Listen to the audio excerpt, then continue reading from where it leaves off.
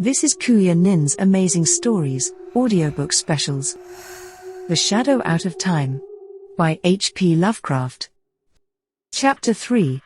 As I have said, it was not immediately that these wild visions began to hold their terrifying quality.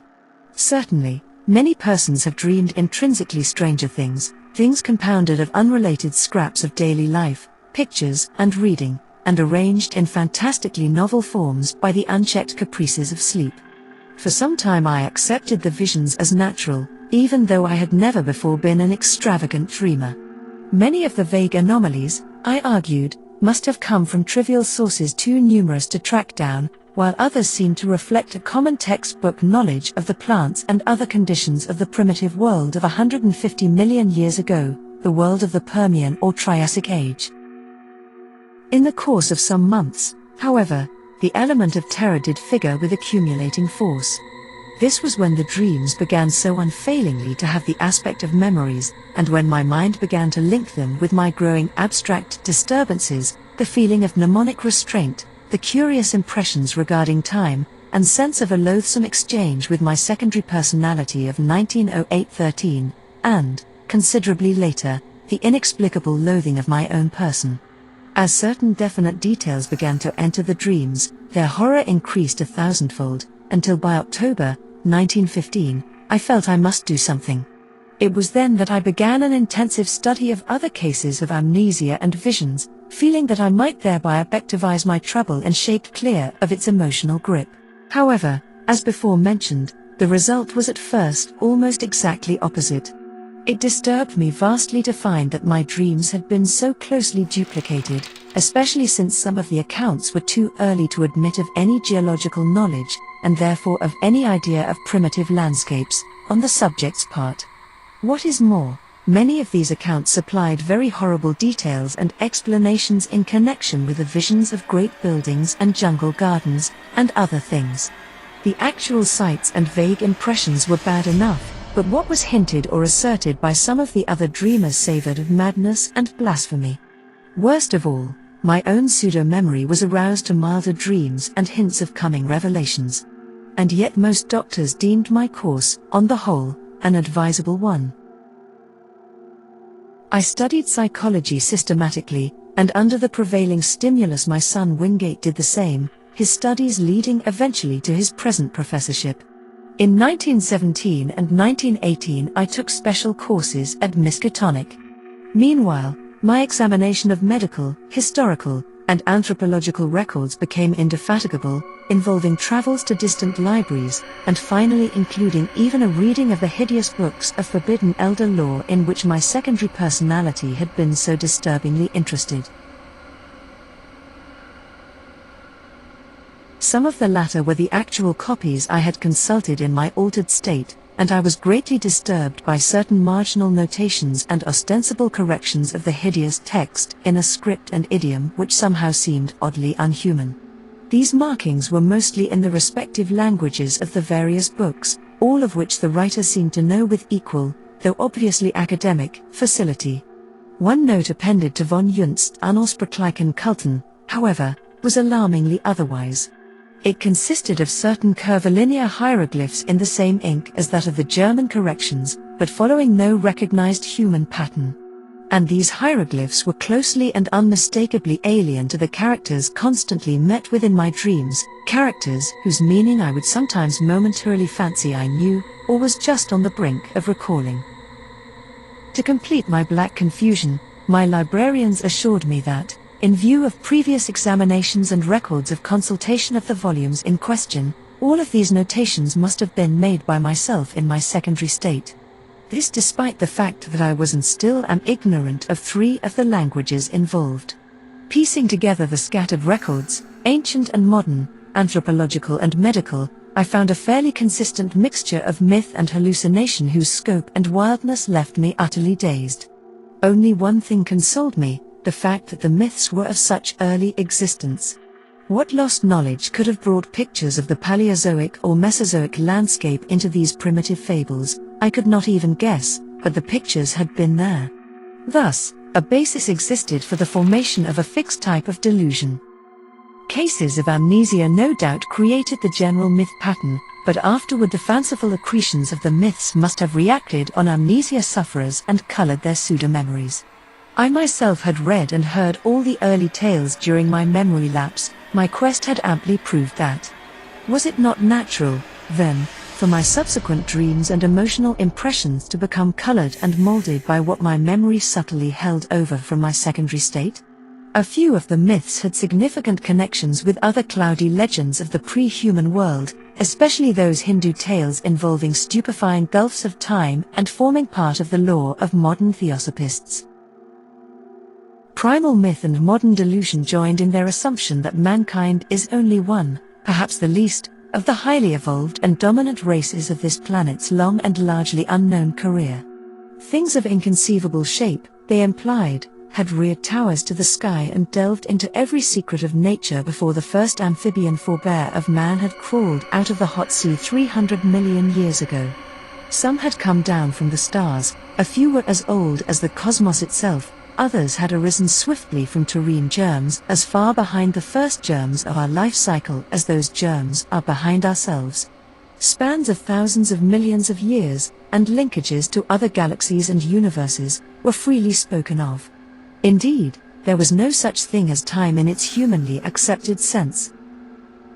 But most of the tales and impressions concerned a relatively late race, of a queer and intricate shape, resembling no life form known to science, which had lived till only 50 million years before the advent of man. This, they indicated, was the greatest race of all because it alone had conquered the secret of time.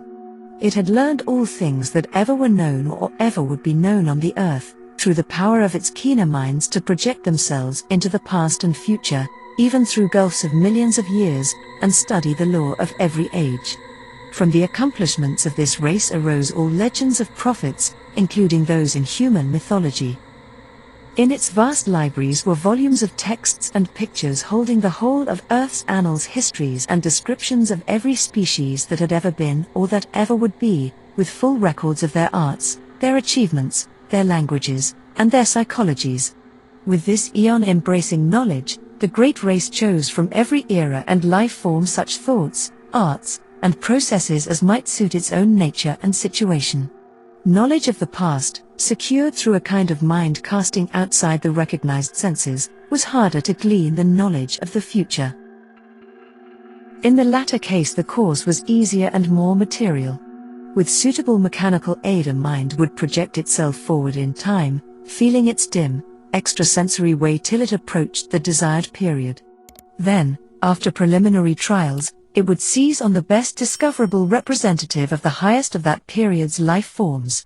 It would enter the organism's brain and set up therein its own vibrations, while the displaced mind would strike back to the period of the displacer, remaining in the latter's body till a reverse process was set up. The projected mind, in the body of the organism of the future, would then pose as a member of the race whose outward form it wore, learning as quickly as possible all that could be learned of the chosen age and its massed information and techniques. Meanwhile the displaced mind, thrown back to the displacer's age and body, would be carefully guarded. It would be kept from harming the body it occupied, and would be drained of all its knowledge by trained questioners. Often it could be questioned in its own language, when previous quests into the future had brought back records of that language. If the mind came from a body whose language the great race could not physically reproduce, clever machines would be made, on which the alien speech could be played as on a musical instrument. The great race's members were immense rugose cones 10 feet high, and with head and other organs attached to foot-thick, distensible limbs spreading from the apexes. They spoke by the clicking or scraping of huge paws or claws attached to the end of 2 of their 4 limbs, and walked by the expansion and contraction of a viscous layer attached to their vast, 10-foot bases. When the captive mind's amazement and resentment had worn off, and when, assuming that it came from a body vastly different from the great race's, it had lost its horror at its unfamiliar temporary form, it was permitted to study its new environment and experience a wonder and wisdom approximating that of its displacer. With suitable precautions, and in exchange for suitable services, it was allowed to rove all over the habitable world in Titan airships or on the huge boat-like atomic-engined vehicles which traversed the great roads, and to delve freely into the libraries containing the records of the planet's past and future. This reconciled many captive minds to their lot, since none were other than keen, and to such minds the unveiling of hidden mysteries of Earth closed chapters of inconceivable pasts and dizzying vortices of future time which include the years ahead of their own natural ages forms always, despite the abysmal horrors often unveiled, the supreme experience of life. Now and then certain captives were permitted to meet other captive minds seized from the future, to exchange thoughts with consciousnesses living 100 or 1,000 or 1,000,000 years before or after their own ages. And all were urged to write copiously in their own languages of themselves and their respective periods, such documents to be filed in the great central archives. It may be added that there was one special type of captive whose privileges were far greater than those of the majority. These were the dying permanent exiles, whose bodies in the future had been seized by keen-minded members of the great race who, faced with death, sought to escape mental extinction. Such melancholy exiles were not as common as might be expected, since the longevity of the great race lessened its love of life, especially among those superior minds capable of projection. From cases of the permanent projection of elder minds arose many of those lasting changes of personality noticed in later history, including mankind's. As for the ordinary cases of exploration, when the displacing mind had learned what it wished in the future, it would build an apparatus like that which had started its flight and reverse the process of projection. Once more it would be in its own body in its own age, while the lately captive mind would return to that body of the future to which it properly belonged. Only when one or the other of the bodies had died during the exchange was this restoration impossible. In such cases, of course, the exploring mind had, like those of the death escapers, to live out an alien-bodied life in the future, or else the captive mind, like the dying permanent exiles, had to end its days in the form and past age of the great race. This fate was least horrible when the captive mind was also of the great race, a not infrequent occurrence, since in all its periods that race was intensely concerned with its own future. The number of dying permanent exiles of the great race was very slight, largely because of the tremendous penalties attached to displacements of future great race minds by the moribund. Through projection, arrangements were made to inflict these penalties on the offending minds in their new future bodies, and sometimes forced re-exchanges were effected. Complex cases of the displacement of exploring already captive minds by minds in various regions of the past had been known and carefully rectified. In every age since the discovery of mind projection, a minute but well-recognized element of the population consisted of great race minds from past ages, sojourning for a longer or shorter while. When a captive mind of alien origin was returned to its own body in the future, it was purged by an intricate mechanical hypnosis of all it had learned in the great race's age, this because of certain troublesome consequences inherent in the general carrying forward of knowledge in large quantities. The few existing instances of clear transmission had caused, and would cause at known future times, great disasters. And it was largely in consequence of two cases of this kind, said the old myths, that mankind had learned what it had concerning the great race. Of all things surviving physically and directly from that eon-distant world, there remained only certain ruins of great stones in far places and under the sea, and parts of the text of the frightful Narcotic manuscripts. Thus the returning mind reached its own age with only the faintest and most fragmentary visions of what it had undergone since its seizure. All memories that could be eradicated were eradicated, so that in most cases only a dream-shadowed blank stretched back to the time of the first exchange. Some minds recalled more than others, and the chance joining of memories had at rare times brought hints of the forbidden past to future ages. There probably never was a time when groups or cults did not secretly cherish certain of these hints.